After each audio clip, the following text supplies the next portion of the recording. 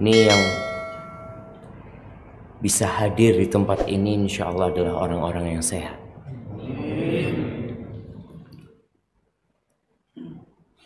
Dan mengembalikan kepada kita ruh-ruh kita. Kita itu nggak punya apa-apa di muka bumi ini. Sampai ruh yang bergabung dengan jasad kita itu milik Allah Azza wa Jalla. Berapa banyak saudara-saudara kita yang tidak pernah bangun lagi dari tidurnya. Dan yang terpenting dari semua itu, Allah memberikan izin kepada kita untuk mengingatnya. Akan datang satu masa, kata Nabi SAW, yusbihur rajulu mu'minan wa yumsi kafiran wa yumsi mu'minan wa yusbihu kafiran. Akan datang satu masa di mana seorang sore harinya masih beriman, pagi harinya sudah kafir. Bangun dari tidurnya sudah tidak mengingat Allah Azza wa Jalla, bahkan sudah berpindah agamanya. Dan ada yang paginya masih sempat hadir di kajian.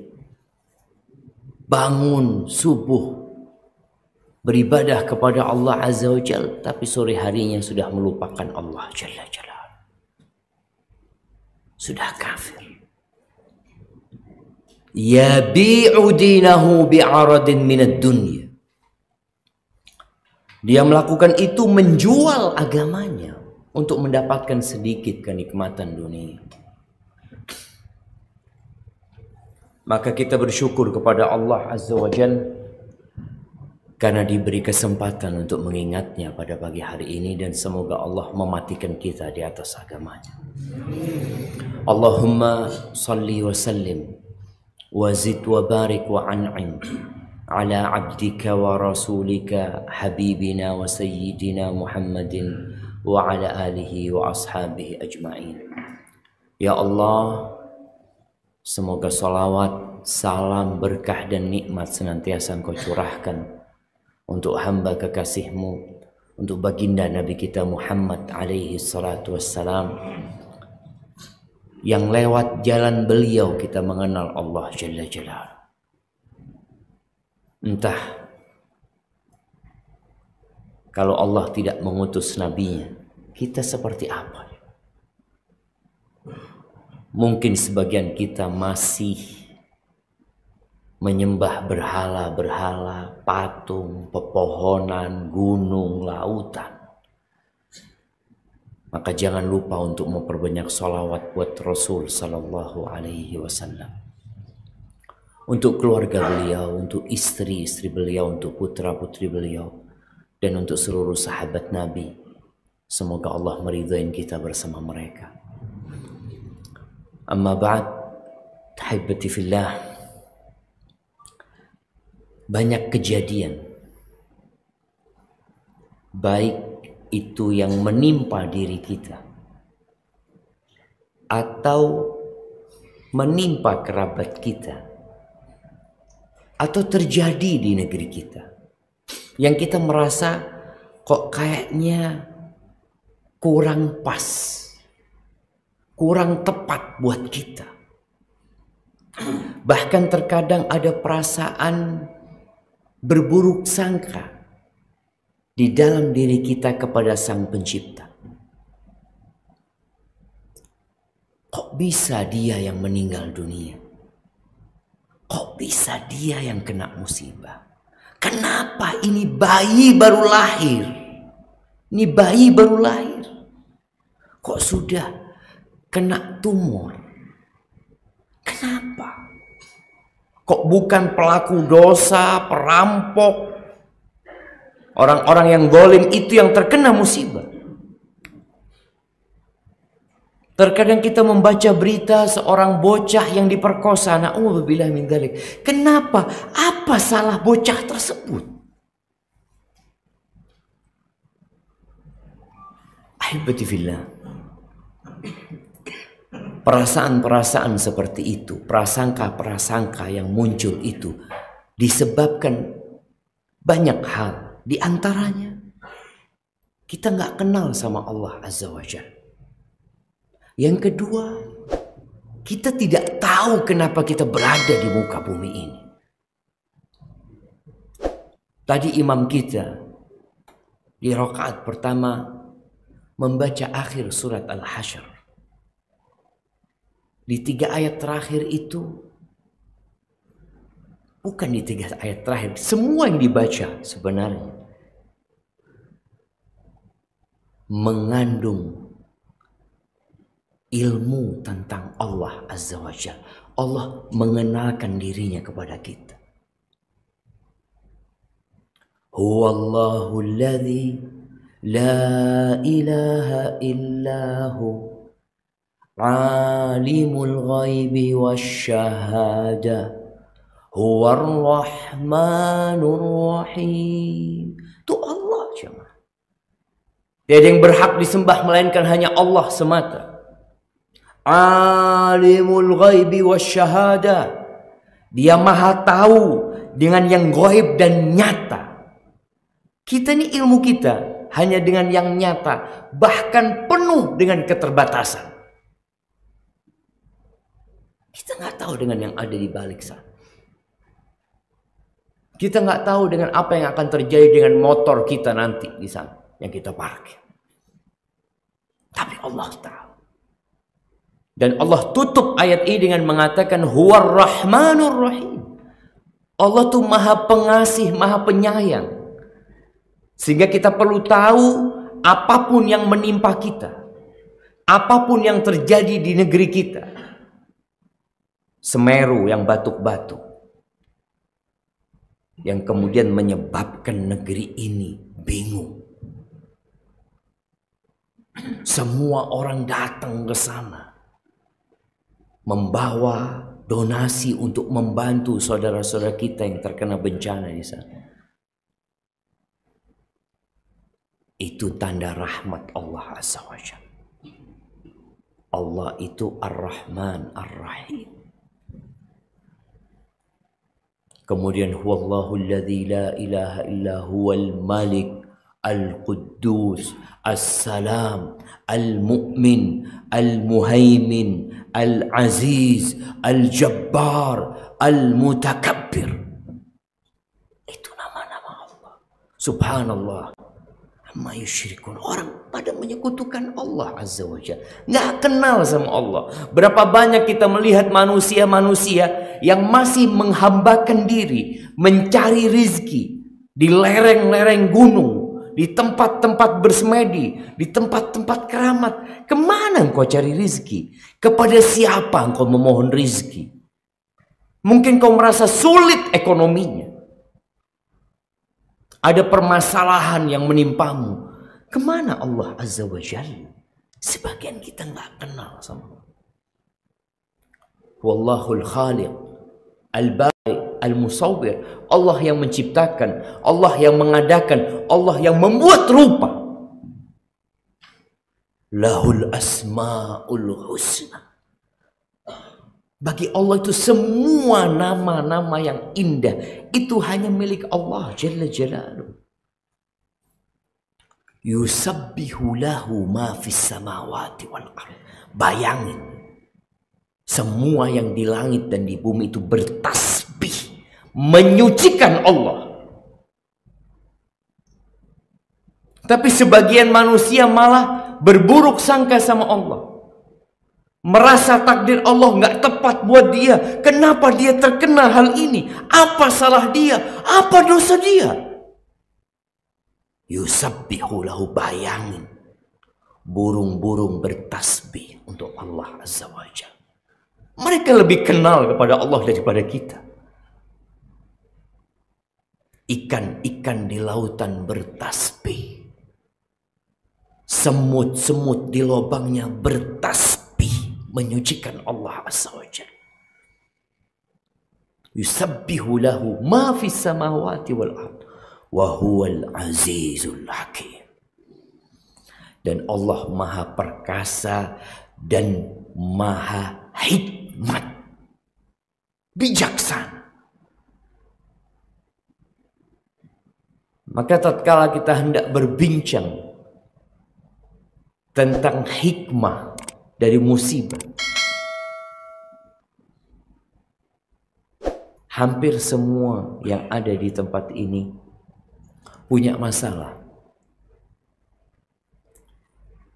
Tapi dia berusaha untuk membungkus masalah itu dengan senyum dan optimis kepada solusi dari Allah Azza wa Jalla. Pernah ada sebuah kejadian disebutkan bahwa itu kisah Dzulqarnain. Bagaimana dia hendak menghibur ibunya. Dia sudah sakit-sakitan. Dia sudah akan meninggal dunia. Dia mengatakan ke ibundanya apabila datang kitabku ini, suratku ini, Bunda, aku minta engkau ngundang orang satu kampung untuk makan di rumah. Engkau akan bikinkan makanan buat mereka.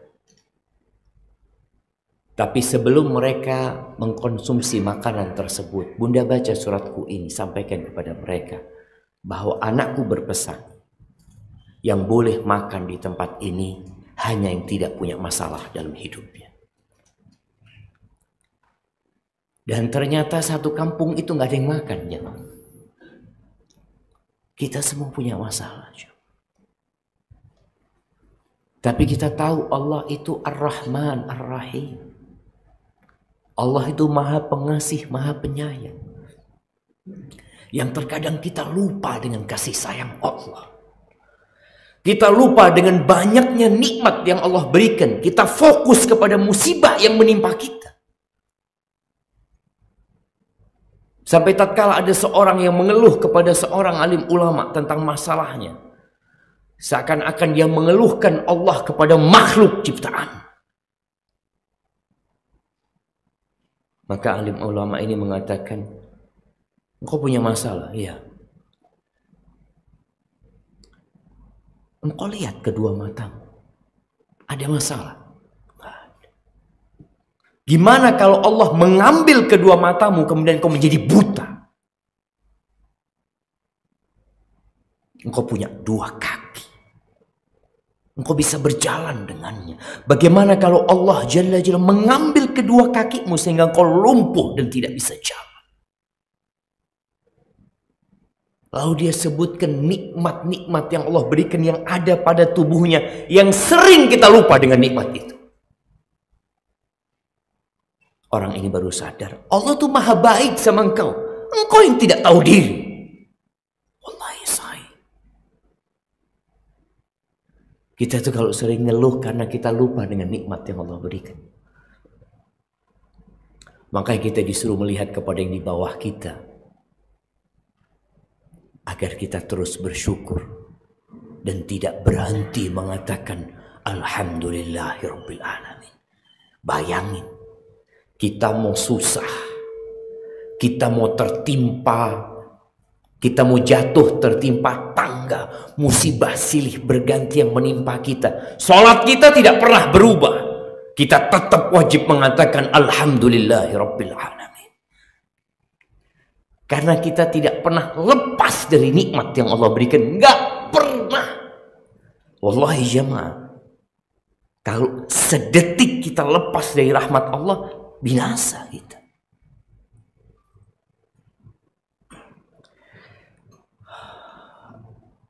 Ahibati fillah, kita perlu mengenal hakikat dunia ini. Setelah kita kenal sama Allah, ya kalau kepingin kenal sama Allah Jalla Jalaluh, baca surat cinta yang Allah karuniakan kepada kita. Baca Al-Quranul Karim yang Allah kirimkan sebagai rahmat, sebagai penyembuh, sebagai hidayah. Itu Quran. Quran diturunkan bukan untuk mempersulit hidup manusia. Allah Azza wa Jalla mengatakan, Taha ma anzalna alaikal Qur'ana litashqa. Kata Allah, kami tidak menurunkan Quran ini untuk menyengsarakan kalian. Bukan. Kalau kepingin tahu kenal sama Allah, baca Al-Quranul Karim. Di setiap halaman, di setiap ayat ada pesan-pesan yang indah dari Allah Jalla Jalaluh, yang kalau kita merenungkannya, ya paling tidak kita akan dapat meniti jejak Rasul Sallallahu Alaihi Wasallam. Kita lihat bagaimana Nabi Alaihi Salatu Wassalam sholat sampai bengkak kakinya. Beliau tidak pernah tidur di ruang ber-AC. Beliau tidak pernah makan roti yang empuk. Rumahnya kecil. Musibah-musibah silih berganti menimpa Nabi alaihi salatu wassalam. Beliau berdakwah, menyampaikan agama Allah. Diusir, dilemparin batu, berdarah-darah. Nggak pernah Nabi kita alaihi salatu wassalam mengatakan, "Ya Allah, aku ini nabimu, kok bisa seperti ini?" Tak ada. Beliau sholat sampai bengkak kakinya. Heran istrinya, heran sahabatnya, sampai bertanya kepada Nabi SAW, "Ya Rasulullah, qad ghafarallahu laka ma taqaddama min dhanbika wa ma ta'akhkhar."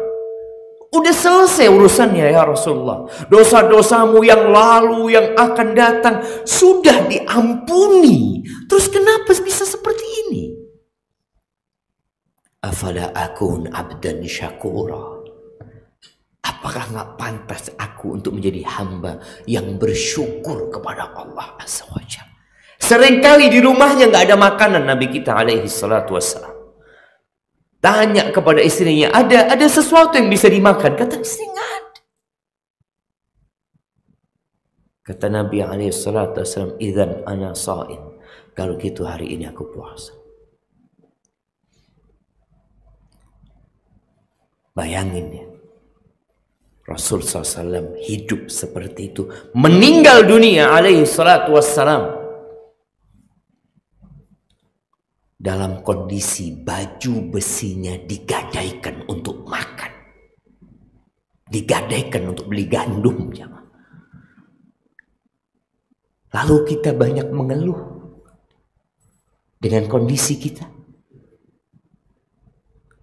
Maka kita harus tahu dengan hakikat kehidupan dunia ini.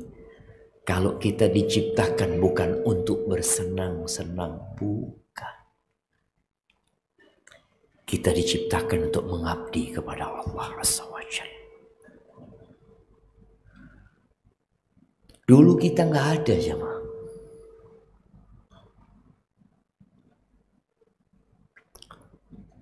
Dulu nggak ada yang namanya Syafiq bin Riza, bahasa lama nggak ada.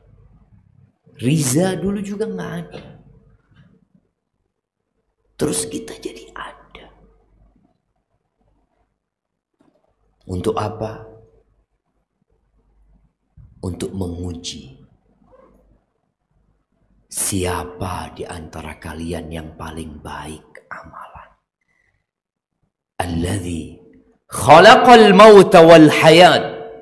Dialah Allah Jalla Jalaluh yang menciptakan al-maut, ketidakadaan, kematian. Kita nggak ada dulunya. Wal hayat, kemudian kita jadi hidup. Allah menciptakan kehidupan ini. Allah menyediakan segala fasilitas yang dapat dinikmatin oleh manusia bukan untuk kesenangan, tapi liyabluwakum ayyukum ahsanu amala. Untuk menguji siapa di antara kalian yang paling baik amalannya. Kita berada di ruang ujian. Apa yang terjadi tatkala kita masuk ruang ujian? Ini yang mahasiswa bentar lagi akan UTS. Nah, yang sebagian mungkin sudah selesai, anak-anak sekolahan. Ketika dikasih tahu, insya Allah Senin depan itu ujian. Senin, Selasa, Rabu, Kamis, Jumat, selesai. Apa yang akan terjadi dengan anak ini? Siap. dia akan membaca, dia akan serius. Sebelum ujian dia sudah serius. Ketika hari-hari ujian, tidurnya sedikit, makannya tidak beraturan, buku selalu dia bawa, doa selalu dia panjatkan. Sampai selesai ujian, baru dia bisa istirahat. Dan kita berada di ruang ujian ini sampai kapan? Sampai ajal menjemput kita. Berarti waktu istirahat kita itu nanti, bukan sekarang. Makanya jangan heran kalau orang di ruang ujian itu tegang, ya, serius, nggak bergurau. Kalau ada yang bergurau dia marah. Kalau ada yang mengganggu dia emosi. Iya, kenapa anak sedang ujian? Tapi sebagian di ruang ujian itu main-main. Di waktu serius dia bercanda. Di waktu bersungguh-sungguh dia santai. Sehingga dia akan kehilangan waktu santai yang sebenarnya. Yang namanya di ruang ujian ya harus siap. Allah Azza wa Jalla berfirman di surat Al-Anbiya ayat 35. Kullu nafsin dha'iqatul maut. Semua yang bernyawa itu pasti merasakan kematian. Presiden mati. Rakyat jelata pun mati. Orang kaya yang memiliki harta 1.000 triliun, yang kalau biaya hidup dia tiap tahun itu 1 triliun, berarti umur dia berapa jemaah? Dia punya 1.000 triliun. Kalau 1 tahun dia butuh 1 triliun biaya hidupnya, uang dia cukup untuk berapa tahun? 1.000 tahun. Iya. Dia mati umur 70 tahun. Itu duitnya dikemanakan? Yang pejabat mati, yang sehat mati. Jangan berpikir kalau sudah sakit-sakitan, koyo itu mati. Kita lihat di masa COVID-19 ini, berapa banyak tenaga medis, mulai dari dokter dan lainnya, yang ngobatin orang sakit, yang dia mengatakan sudah parah ini, dokternya mati duluan. Yang sakit pulang ke rumahnya. Kullu nafsin dha'iqatul maut. Yang kecil mati. Seringkali kita dengar orang tua yang nunggu kelahiran anaknya. Ternyata anaknya lahir tidak bernyawa. Kullu nafsin dha'iqatul maut. Para nabi mati. Mereka orang-orang soleh. Mereka orang-orang yang dicintai Allah Jalla Jalaluh. Nabi kita Muhammad alaihi salatu wassalam, makhluk yang paling dicintai Allah Jalla Jalaluh. Apa kata Allah kepadanya? Innaka mayyitun wa innahum mayyitun. Engkau mayit. Divonis oleh Allah Azza wa Jalla, engkau mayit, engkau mati. Wa innahum mayyitun, dan orang-orang itu bakal mati semua. Wa nabluukum bisyarri wal khairi fitnah. Setelah Allah katakan kullu nafsin dha'iqatul maut, wa nabluukum, dan kami memberikan ujian kepada kalian. Bisyarr, bentuk ujiannya itu keburukan. Sesuatu yang tidak kita sukai. Allah ciptakan setan. Itu ujian buat kita.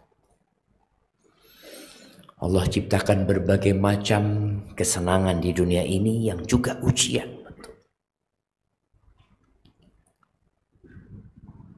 Yang kaya juga diuji. Hanya kebanyakan kita itu kalau sedang senang tidak merasa diuji. Kalau susah, Allah Ustaz, ana sedang diuji Ustaz. Masya Allah. Kemarin antum nggak diuji? Enggak Ustaz, sekarang diuji. Allah. Ini pemahaman yang salah. Ketika dia merasa sedang susah, sedang diuji, dikasih sehat, dikasih harta, naik jabatannya, tidak merasa diuji, ini tanda-tanda kebinasaan buat dia. Karena Allah benar-benar menjelaskan, wa nabluukum bisyarri wal khairi fitnah. Itu fitnah buat engkau. Yang nggak punya anak, kasih ujian nggak? Iya Ustaz, anak udah 10 tahun Ustaz diuji sama Allah nggak punya anak. Menurut antum yang punya anak itu nggak diuji? Yang punya anak pun diuji. Innama amwalukum wa auladukum fitnah. Allah sebutkan harta kalian supaya yang kaya juga tahu dia sedang difitnah. Yang punya anak, anak-anak kalian adalah fitnah, ujian, cobaan dari Allah Azza wa Jal. Dan wa ilaina turja'un. Kata Allah, kepada kami kalian akan balik semuanya. Ini menunjukkan kita sedang tidak berada di tempat tinggal. Kita akan balik. Semua akan kita tinggalkan. Oleh karena itu kalau ada musibah yang menimpa kita, ada orang yang meninggal dunia, kita mengatakan inna lillahi wa inna ilaihi raji'un.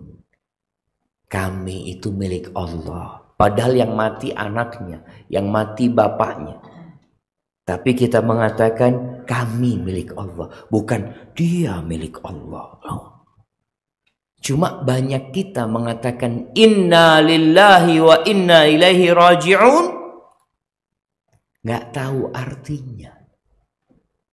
Sekedar berbicara saja. Jemaah rahimakumullah, kalau berbicara hikmah dari musibah yang menimpa kita, baik secara personal atau keluarga, atau bencana alam yang menimpa banyak manusia, apa hikmahnya? Banyak. Bahkan kalau bicara hikmah, kita ini hanya menyebutkan beberapa. Kalaupun ada ulama yang berusaha untuk mengumpulkan, itu hanya beberapa. Karena hikmah Allah tidak bertepian. Sebagaimana rahmatnya meliputi segala sesuatu. Gak bertepian. Jadi kita hanya menyebutkan ini diantaranya, ini 1, 2, 3. Tapi sebelumnya izin minum dulu jemaah. Bismillah.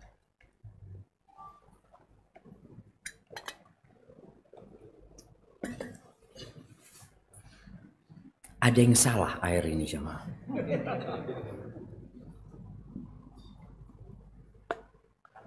Di kanannya Ustadz, masa ditaruh di sebelah kirinya Ustadz? Makanya anak jadi bingung. Nah, jazakallah khair. Ahibati fillah, hikmah yang pertama adalah mewujudkan pengabdian kepada Allah Azza wa Jalla. Agar kita terbukti kalau antum itu hambanya Allah, bukan hawa kesenangan, bukan hawa nafsunya, bukan hawa nafsu, bukan hamba kesenangannya, bukan hamba hawa nafsunya. Karena banyak di antara kita yang hanya menyembah Allah ketika senang. Iya. Ketika dikasih harta berlimpah ruah, ya Allah, Allah itu maha baik. Allah itu sayang sama anak. Kalau dikasih musibah, ada yang nggak benar. Ada yang nggak benar. Antum yang nggak benar. Allah Azza wa Jalla berfirman di surat Al-Hajj ayat 11. Allah mengatakan, wa minan nas man ya'budullaha ala harf. Di antara manusia ada yang menyembah Allah itu di pinggiran, jamaah. Di sini. Biar antum lihat ya. Oh, di sini anak kasih.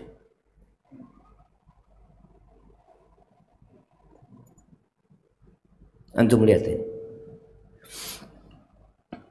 Fa in asabahu khairun itma'anna bih. Kalau dia dapat kebaikan, oh dia tenang, kokoh dia, tapi tetap di pinggiran. Kalau rizkinya dilancarkan, jabatannya dinaikkan, urusan keluarganya harmonis, dia tetap beriman, tenang dia. Wa in asabathu fitnah inqalaba alaq. Tapi kalau terkena fitnah, dia jatuh. Dia balik ke masa lalu dia. Kita berada di Masjid Muhajirin. Masjidnya orang-orang hijrah. Ada orang-orang yang ketika hijrah, hijrahnya itu belum matang, masih di pinggiran. Kalau hidupnya enak setelah hijrah, kayaknya bener ini. Iya. Tapi kalau hidupnya susah, balik lagi. Kata Allah Azza wa Jalla, khasirat dunya wal akhir. Dia akan kerugian, dia akan merugi di dunia dan di akhirat. Ketika dia hanya beribadah kepada Allah di pinggiran saja, hanya memuji Allah Jalla Jalaluh, tatkala mendapatkan nikmat, dikasih musibah, selamat tinggal. Nabi kita Muhammad alaihi salatu wasallam, ini ada hadiah nih. Nah, mana mau tanya? Nabi kita Muhammad alaihi salatu wasallam kalau lagi dapat nikmat, beliau memuji Allah. Kalau lagi susah, beliau juga memuji Allah. Apa dua pujian Nabi yang sering beliau baca ketika nikmat dan ketika musibah? Itu kalau kena musibah. Iya. Kalau lagi seneng. Kayaknya hafalnya cuma satu, sering kena musibah. Baik. Kalau lagi dapat nikmat, alhamdulillah juga. Nah, alhamdulillahilladzi bi ni'matihi tatimmus shalihat. Masya Allah. Fadhal, ana kasih hadiahnya. Segala puji bagi Allah yang dengan nikmatnya semua kebaikan-kebaikan jadi sempurna. Jadi beliau susah pun mengatakan alhamdulillah ala kulli hal. Maka antum jangan ngafalin ini doang ya, man. Alhamdulillah ala kulli hal. Alhamdulillah ala kulli hal. Emang antum susah terus? Enggak kan? Hafalkan alhamdulillah alladzi bi ni'matihi tatimmus shalihat, supaya antum tidak congkak, enggak angkuh. Oh, ini karena saya, oh karena usaha saya, karena kecerdasan. Lah, itu karena Allah. Antum bagaimana bisa survive ketika Covid itu? Ya, saya ini memang sudah berpikir. Loh, berpikir. Itu dia nggak ngomong, alhamdulillah ini Allah semuanya. Nggak ada, karena berpikir. Kemudian saya merencanakan, saya melihat saya buka usaha ini dan itu, survive saya. Teman-teman nggak mikir, oh cuma dia yang mikir. Ini seharusnya kita mengatakan alhamdulillah alladzi bi ni'matihi tatimmus shalihat. Yang kedua, Kalau bicara hikmah dari musibah dan petaka itu untuk mempersiapkan kita meraih jabatan yang lebih tinggi. Antum lihat ya, seorang prajurit, seorang tentara, kalau dia kepingin jadi kolonel, apa yang harus dia lakukan? Dia harus tes, dia harus diuji, dikirim kadang-kala dulu ke tim-tim. Hampir kalau kita lihat jenderal-jenderal itu semuanya pernah di tim-tim sana. Sekarang dikirim ke Papua, dikirim ke pelosok-pelosok. Untuk apa? Untuk naik jabatannya. Supaya pantas mendapatkan penghargaan.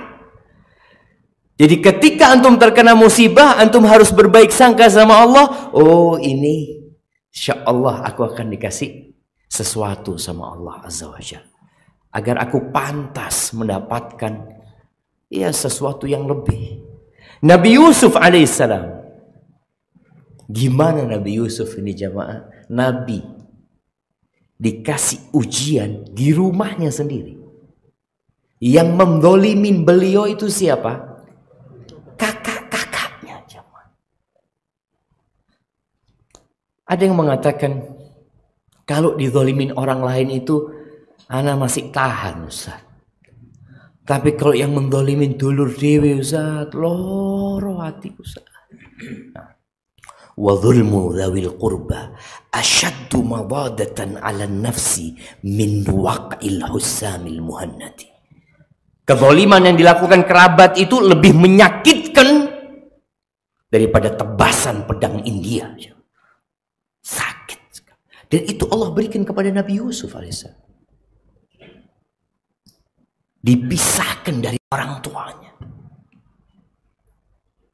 Setahun, 2 tahun, 3 tahun. Dalam beberapa buku tafsir disebutkan 30 tahun dipisahkan dari bapak. Gimana beliau diuji, dimasukkan ke sumur ya. Kemudian dijual, dibeli, kemudian dibawa ke Mesir, tempat yang jauh dari negeri mereka. Ketika beliau sudah remaja, menjadi pemuda yang tampan, dikasih ujian yang lebih berat. Kemarin diuji dengan kesusahan, sekarang diuji dengan ketampanannya. Jadi orang-orang yang tampan ini diuji juga. Jangan merasa Ustaz, ana tuh kalau jalan semua akhwat-akhwat pada ngeliatin ana, Masya Allah. Antum sedang diuji. Nabi Yusuf diuji dengan ketampanannya.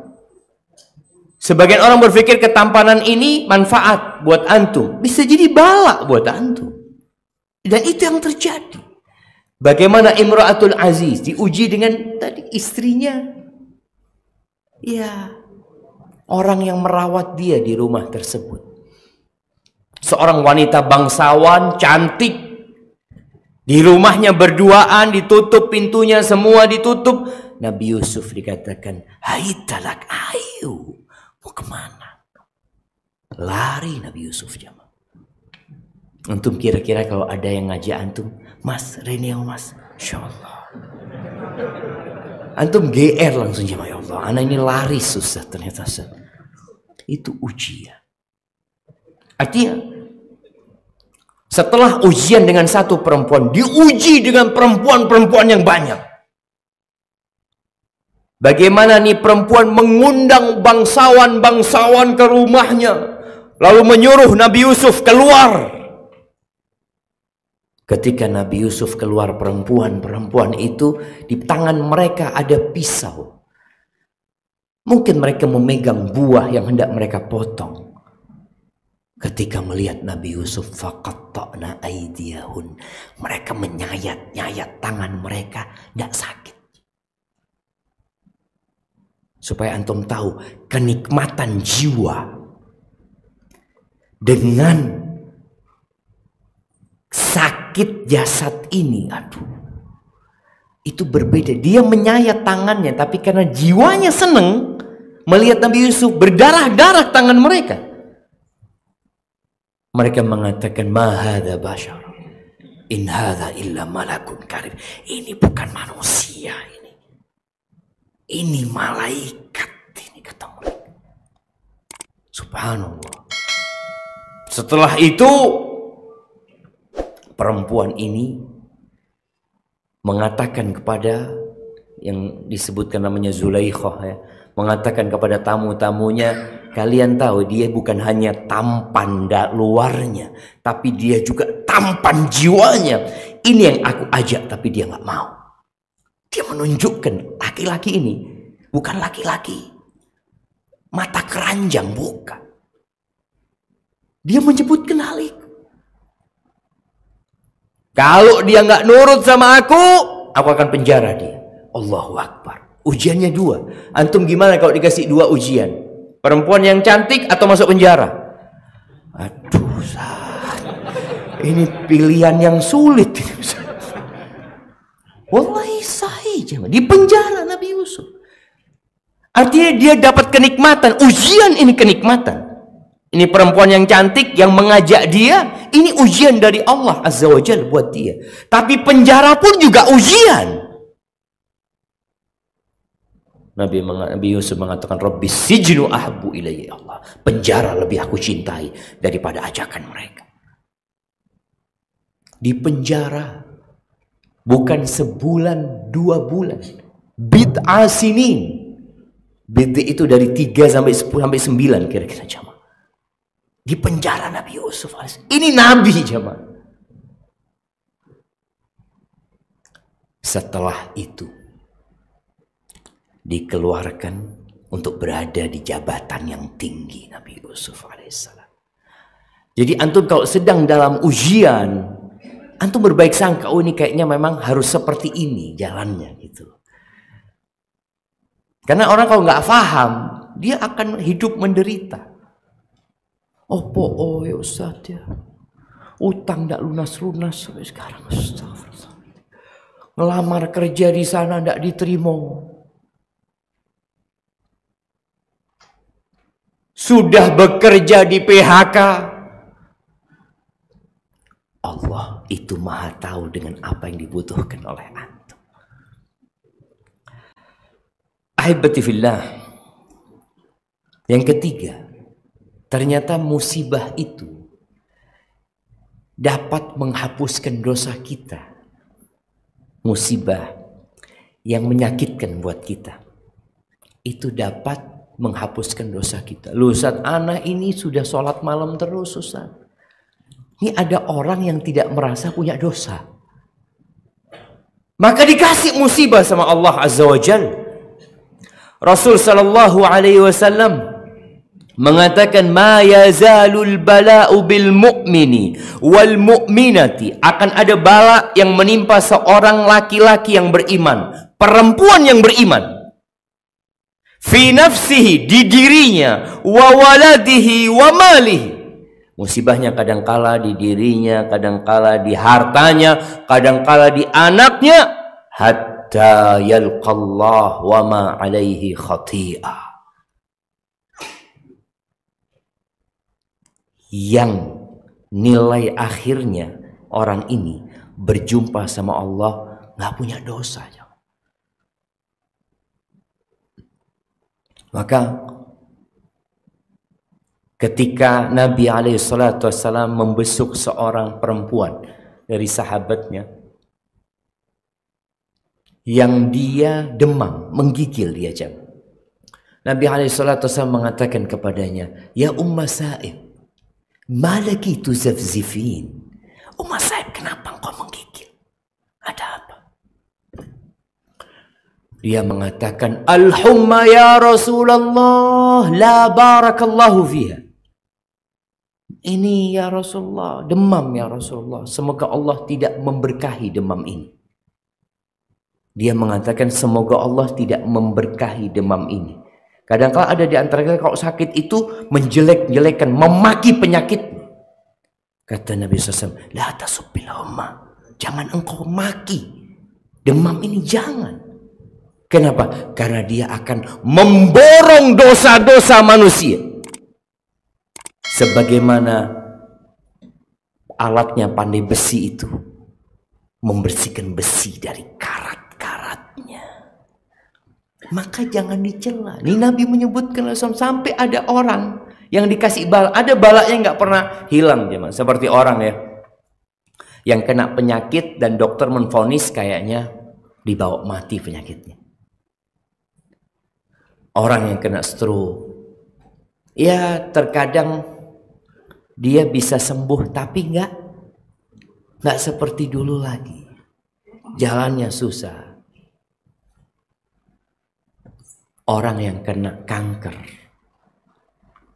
ada bayangan dalam diri dia harus kemo terus, harus hati-hati makannya, dijaga, semua berkaitan dengan penyakit itu. Itu semua bala yang dapat membersihkan dia dari dosa. Dan Nabi SAW dalam hadis yang diriwayatkan Imam Tirmidzi, beliau mengatakan, "Idza aradallahu bi'abdihil khair." Kalau Allah menginginkan kebaikan buat hambanya, kebaikan. Apa kata Nabi SAW? Ajjala lahul uqubata fid dunya.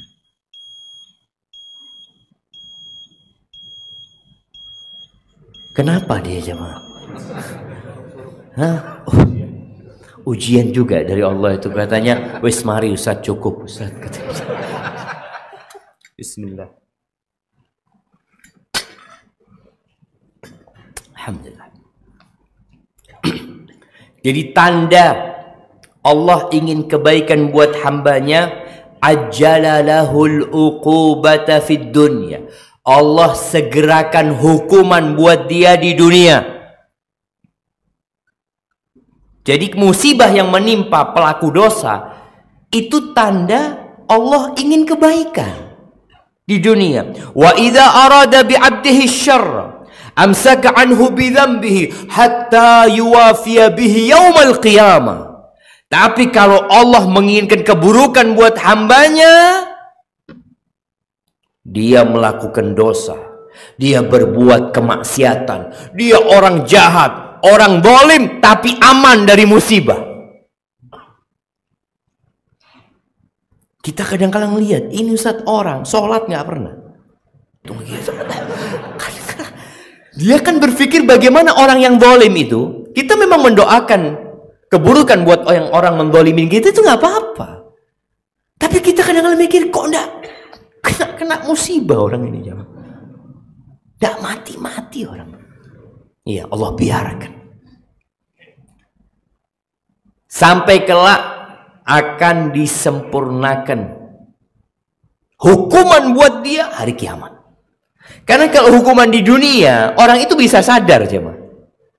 Kalau dikasih penyakit, dikasih musibah, dia bisa sadar. Allah tidak ingin orang itu sadar. Akhirnya Allah biarkan dia merasakan kenikmatan dunia ini. Yang kata Allah, qul mata'ud dunya qalil. Kenikmatan dunia ini sedikit, dikit. Kenikmatan dunia ini Nabi SAW ketika menggambarkan kepada para sahabatnya, dunia yang dinikmatin oleh 8 miliar manusia sekarang, itu dibandingkan dengan akhirat, kata Nabi SAW, seperti seorang di antara kalian yudkhil isba'ahu fil yam, memasukkan jarinya di lautan, kemudian dia angkat, falyandur, hendak dia melihat ada berapa tetes air di jarinya. Itu dunia, dan lautan itu akhirat. Dan dunia seperti diperebutkan oleh banyak manusia. Maka kalau antum melihat orang yang berbuat dosa, kita tahu dia pelaku kezaliman, lalu dia hidupnya senang, maka tetap berbaik sangka sama Allah. Karena terkadang kita mengatakan, ya Allah, ini orang zalim seneng hidupnya. Ana yang Allah soft pertama terus. Kadangkala ngimami azan, tetep uripe kayak gini ya Allah. Kadangkala kita merasa ada yang gak pas di takdir Allah. Semuanya pas, semuanya sesuai, tapi kita gak ngerti. Kitanya gak ngerti. Kemudian yang keempat, ternyata musibah itu bisa memberikan pahala, bukan hanya menghapuskan dosa. Memberikan pahala dan mengangkat derajat nanti di surga Allah Azza wa Jalla. Kalau yang kedua tadi mempersiapkan orang ini untuk menjadi orang yang matang. Seperti matangnya Nabi Yusuf alaihissalam. Seperti matangnya Nabi Musa alaihissalam. Nabi Musa itu 10 tahun jadi penggembala kambing. Fir'aun di istananya menikmatin kerajaannya.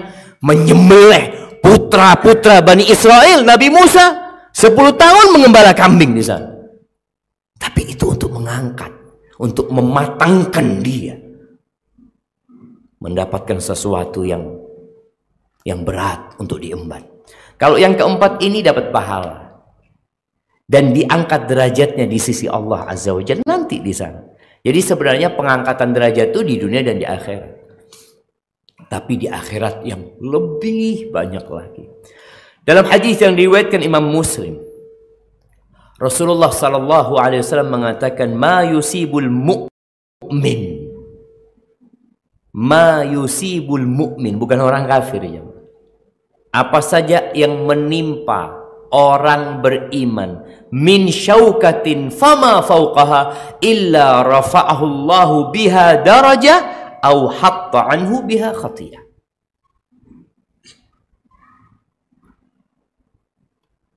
Masya Allah, anak kira habisnya air tanda habisnya kajian jemaah. Ini ditambahin airnya.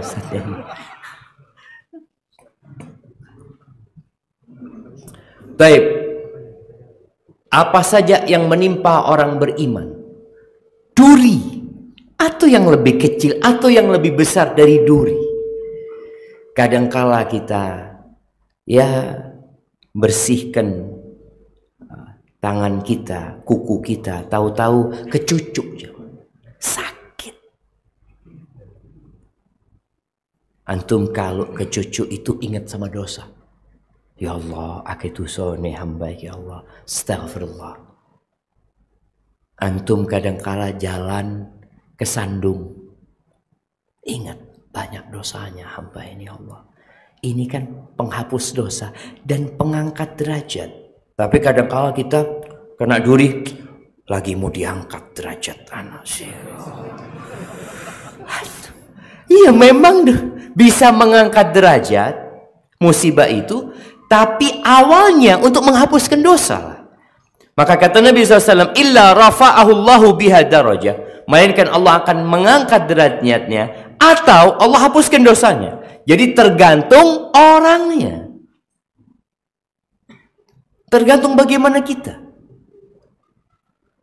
Kita melihat yang paling besar cobaannya siapa? Para nabi. Asyaddun nasi bala'an al-anbiya. Para nabi yang paling besar cobaannya.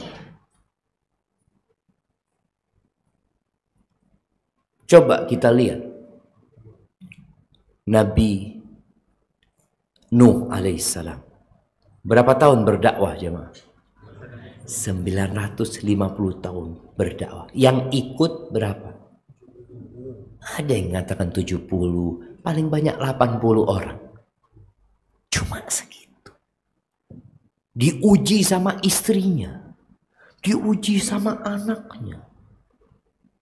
Bagaimana Nabi Ibrahim alaihissalam diuji sama Allah Azza wa Jalla. Sama bapaknya sendiri. Ujian itu bapaknya sendiri. Dibakar Nabi Ibrahim.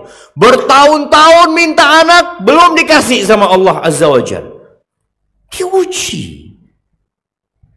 Bagaimana Nabi kita Muhammad alaihissalatu wassalam. Jadi ternyata bala itu untuk mengangkat derajat. Selain untuk menghapuskan dosa. Kalau orangnya orang soleh yang kena musibah, Orang ya, bukan kita. Karena kalau kita merasa soleh. Tapi kalau melihat orang, kita kan berbaik sangka. Orang ini Masya Allah. Jangan berburuk sangka. Ada seorang alim ulama, seorang yang ya menyebarkan kebaikan, lalu dia kena musibah, mobilnya tabrakan umpamanya, kemudian dia terluka ini itu. Jangan mengatakan koe duit dosa satiku. Dosa. Astagfirullahaladzim. Jangan. Tapi kalau kita yang kena musibah, dosa dulu. Tapi kalau orang lain, mudah-mudahan kayaknya untuk mengangkat derajat dia. Tapi kalau memang dia pelaku dosa, ya mudah-mudahan itu menghapuskan dosa-dosanya. Kemudian ahibati fillah, musibah itu mengeluarkan sifat ujub,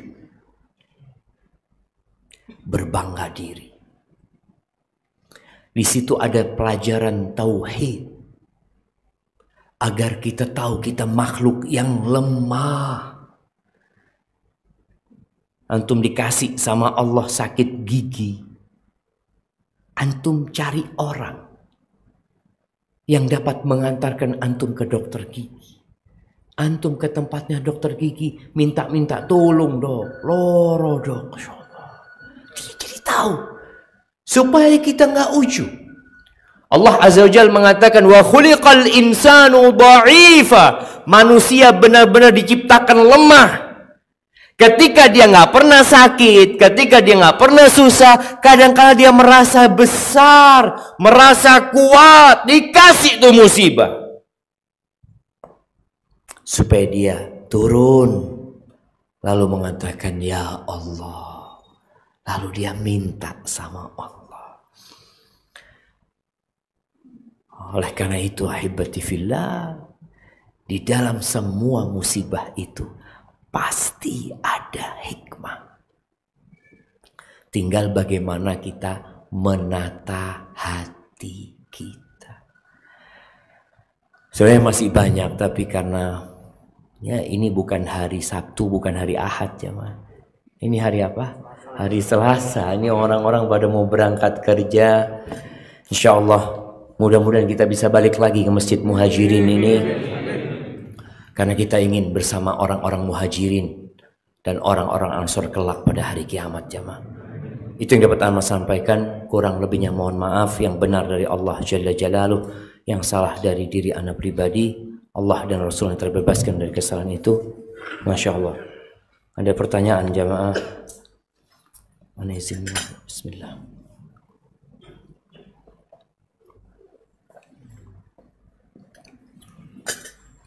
Ana baca pertanyaan ini. Ustadz, Ana merasa banyak hikmah dari ujian yang Ana dapat. Tapi dari ujian Ana merasa belum menemukan jalan keluar dari permasalahan. Apakah ini tandanya dari kurangnya bertakwanya Ana? Ahibati fillah, tadi disebutkan bahwa Nabi SAW mengatakan wa ma yazalul bala'u bil mu'mini wal mu'minati. Ada orang yang dikasih bala, dikasih permasalahan sama Allah, itu sampai mati. Yang tujuannya dia mati nggak punya dosa, hatta yalqallaha wa laisa alaihi khatiyah, sampai dia berjumpa sama Allah nggak punya dosa. Jadi ketika kita terkena musibah yang solusinya belum dapat, kita tetap berbaik sangka sama Allah. Ini untuk menghapuskan dosa ana, dan semoga dengannya juga derajat ana diangkat sama Allah Azza wa Jalla. Tapi kan kita kepingin Ustaz, yang sakit kepingin sembuh, yang sulit kepingin mudah. Kemudahan itu akan datang. Fa inna ma'al usri yusra. Cuma banyak di antara kita itu terburu-buru. Kalau dikatakan dia kena masalah, berapa tahun kena masalah? Mana yang tanya ini jam? Ana mau kasih hadiah. Siapa yang tanya ini? Oh, dari akhwat.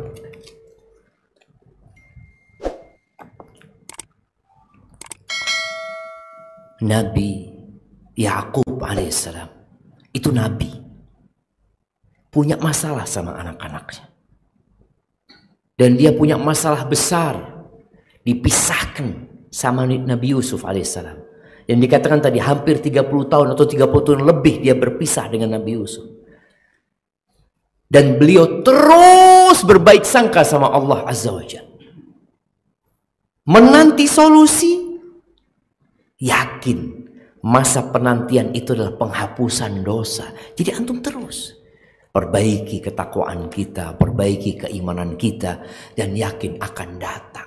Hanya banyak di antara kita tergesa-gesa.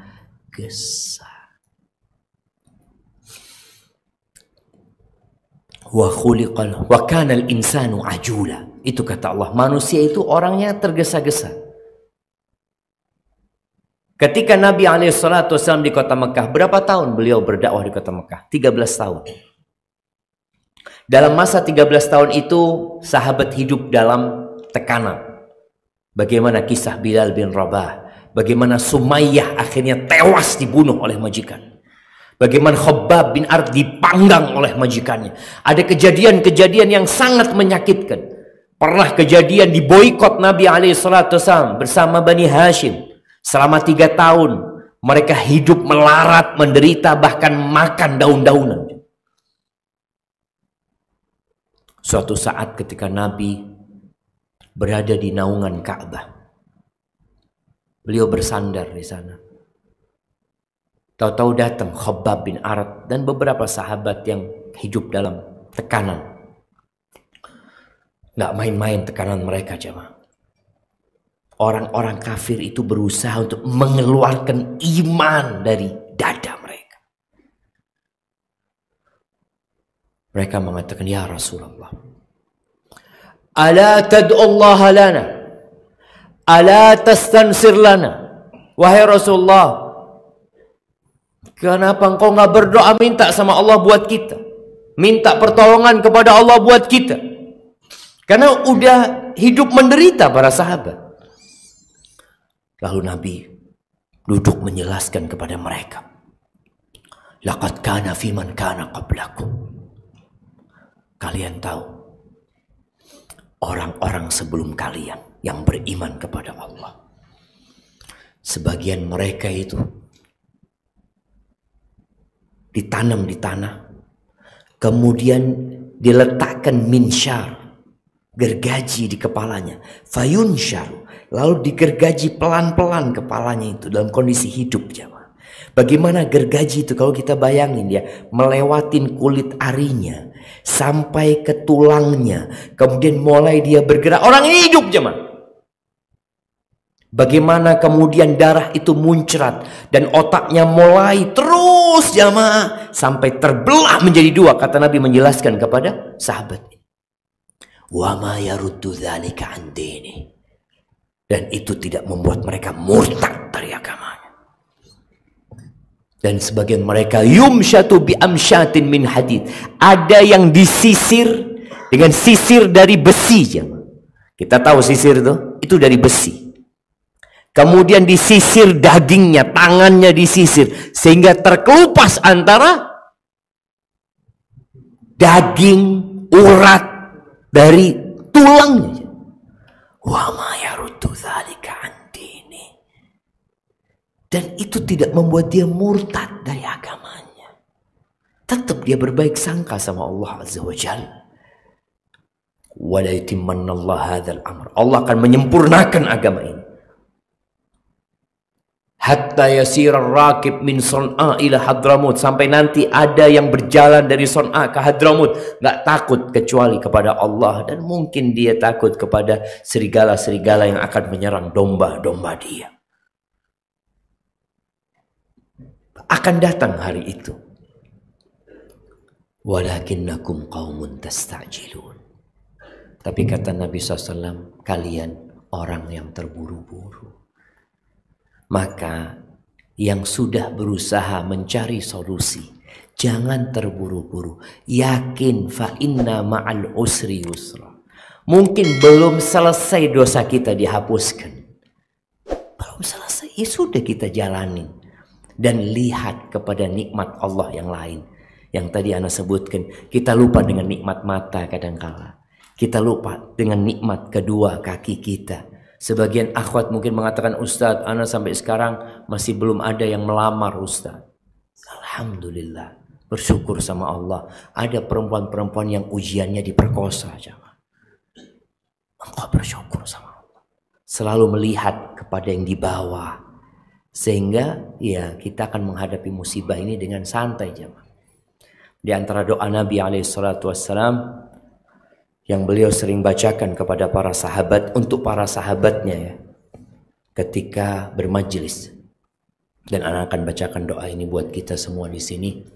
Beliau mengatakan, Allahumma qsim lana min khasyatika ma tahulu bihi bainana wa baina ma'asi. Wahai Rabb kami, bagikan buat kami rasa takut kepadamu yang dapat menghalangi kami dari berbuat maksiat. Wa min ta'atika ma tuballighuna bihi jannatak.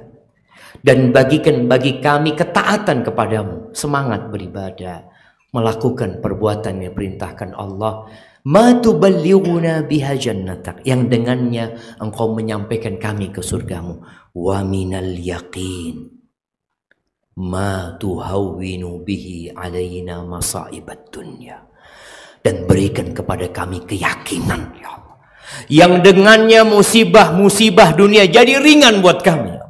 Ketika orang yakin dengan takdir Allah, yakin bahwa apa yang menimpa dia tidak akan luput dari dia, dan yakin bahwa apa yang luput dari dia memang seharusnya tidak menimpa dia, bukan karena kesuksesan, bukan karena kecerdasan dia, bukan, karena memang Allah yang sudah menakdirkan bagi. Minta iqsim lana wa minal yaqin ma tuhawwinu bihi alaina masa'ibad dunya wa matti'na bi asma'ina wa absarina wa quwwatina ma ahyaitana waj'alhu al-waritha minna. Ya Allah, bikin kami bisa menikmatin ya Allah pendengaran kami, penglihatan kami, kekuatan kami, jadikan itu yang terwarisi, yakni sampai mati kita kalau bisa masih sehat. Minta sama Allah. Wa matti'na bi asma'ina wa absarina wa quwwatina ma ahyaitana waj'alhu al-waritha minna waj'al tha'rana 'ala man zalamana wansurna 'ala man adana. Jadikan ya Allah balas dendam kami kepada orang-orang yang menzalimin kami, dan tolong kami kepada orang-orang yang senantiasa menzalimin kami ya Allah.